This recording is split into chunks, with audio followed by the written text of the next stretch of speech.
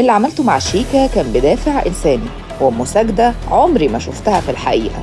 الفنانة وفاء عامر ظهرت لأول مرة بعد أزمتها في برنامج كلمة أخيرة، واتكلمت عن تفاصيل علاقتها باللاعب الراحل إبراهيم شيكا، وقالت إنها عرفته يوم 31 أكتوبر ولسه محتفظة بكل المحادثات اللي جمعتهم، وأكدت كمان إنها كانت بتساعده إنسانياً ونفسياً لأنه كان بيعاني من السرطان. وفاء عامر انتقدت إدارة الزمالك عشان ما اهتموش بيه وقت مرضه، وقالت إن اللي اتقال عن موضوع سرقة الأعضاء مجرد إشاعات سينمائية ملهاش أي أساس.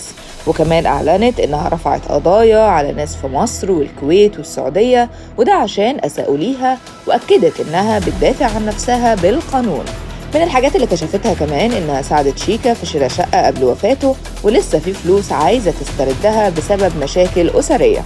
وفي جزء تاني من الحلقة اتكلمت عن علاقتها بمساجدة، وقالت إنها كلمتها مرة واحدة بس ونصحتها توطي صوتها احتراما لصورة الست المصرية.